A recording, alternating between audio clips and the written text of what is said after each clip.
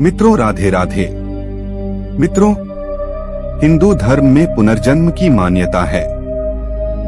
हिंदू धर्म ग्रंथों के अनुसार प्राणी का केवल शरीर नष्ट होता है, आत्मा अमर है। आत्मा एक शरीर के नष्ट हो जाने पर दूसरे शरीर में प्रवेश करती है, इसे ही पुनर्जन्म कहते हैं। पुनर्जन्म के सिद्धांत को लेकर सभी के मन में यह जिज्ञासा अवश्य रहती है कि पूर्वजन्म में वे क्या थे। साथ ही वे ये भी जानना चाहते हैं, वर्तमान शरीर की मृत्यु हो जाने पर मेरी इस आत्मा का क्या होगा। भारतीय ज्योतिष में इस विषय पर भी बहुत अनुसंधान किया गया है। उसके अनुसार किसी भी व्यक्ति की कुंडली देखकर उसके पूर्व जन्म और मृत्यु के बाद आत्मा की गति के बारे में जाना जा सकता है। परलोक और पुनर्जन्मांक पुस्तक में इस विषय पर विस्तृत रूप से प्रकाश डाला गया है।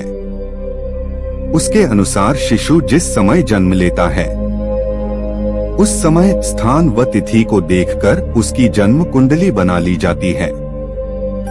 उस समय के ग्रहों की स्थिति के अध्ययन के फलस्वरूप यह जाना जा सकता है कि बालक किस योनि से आया है और मृत्यु के बाद उसकी आत्मा की क्या गति होगी। पूर्वजन्म योनि विचार। एक, जिस व्यक्ति की कुंडली में 4 या इससे अधिक ग्रह उच्च राशि के अथवा स्वराशि के हों तो उस व्यक्ति ने उत्तम योनि भोग कर यहाँ जन्म लिया है, ऐसा ज्योतिषियों का मानना है। 2, लग्न में उच्च राशि का चंद्रमा हो तो ऐसा व्यक्ति पूर्वजन्म में सद्विवेकी वणिक था, ऐसा मन जाता है। 3, लग्नस्थ गुरु इस बात का सूचक है कि जन्म लेने वाला पूर्वजन्म में वेदपाठी ब्राह्मण था। यदि जन्म कुंडली में कहीं भी उच्च का गुरु होकर लग्न को देख रहा हो तो बालक पूर्वजन्म में धर्मात्मा, सद्गुणी एवं विवेकशील साधु अथवा तपस्वी था, ऐसा माना जाता है। 4, यदि जन्म कुंडली में सूर्य छठे, 8वें या 12वें भाव में हो अथवा तुला राशि का हो तो ऐसा माना जाता है ही व्यक्ति पूर्वजन्म में भ्रष्ट जीवन व्यतीत करना वाला था। 5, लग्न या सप्तम भाव में यदि शुक्र हो तो ऐसा माना जाता है कि जातक पूर्वजन्म में राजा अथवा सेठ था व जीवन के सभी सुख भोगने वाला था। 6, लग्न एकादश, सप्तम या चौथे भाव में शनि हो तो ऐसा माना जाता है कि व्यक्ति पूर्वजन्म में शूद्र परिवार से संबंधित था एवं पापपूर्ण कार्यों में लिप्त था।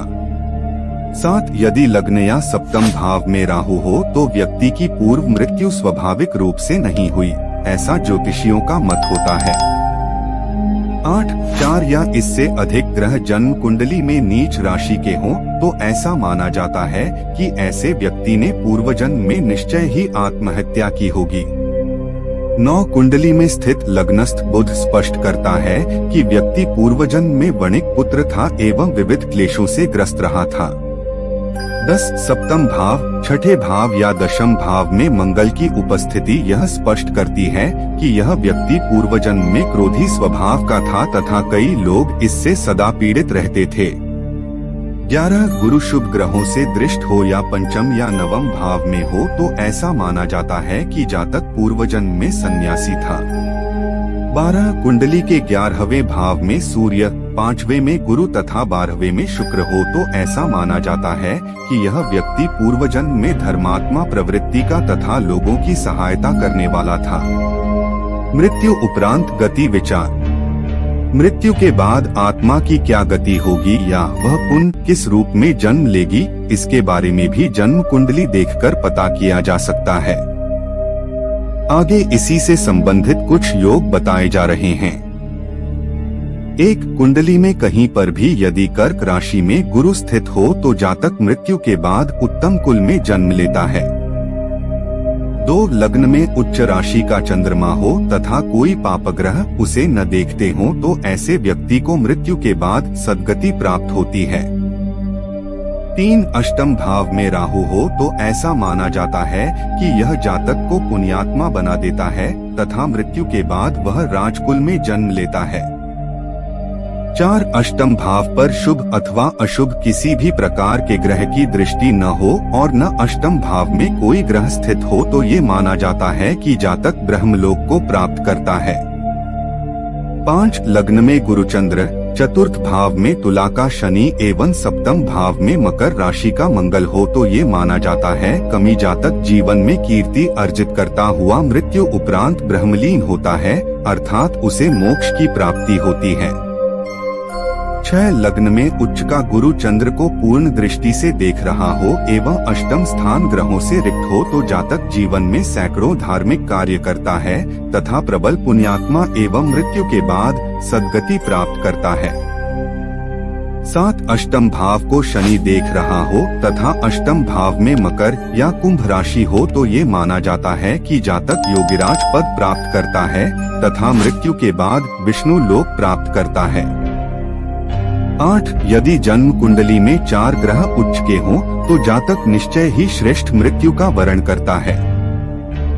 9 11वें भाव में सूर्य बुध हो, नवम भाव में शनि तथा अष्टम भाव में राहु हो तो जातक मृत्यु के पश्चात मोक्ष प्राप्त करता है, ऐसा अधिकतम विद्वानों का मत है।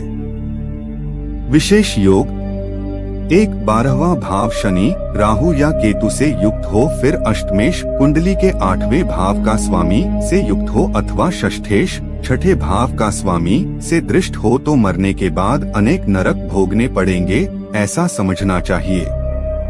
2 गुरु लग्न में हो, शुक्र सप्तम भाव में हो, कन्या राशि का चंद्रमा हो एवं धनु लग्न में मेष का नवाश हो तो जातक मृत्यु के बाद परमपद प्राप्त करता है। 3 अष्टम भाव को गुरु शुक्र और चंद्र ये तीनों ग्रह देखते हों तो जातक मृत्यु के बाद ईश्वर के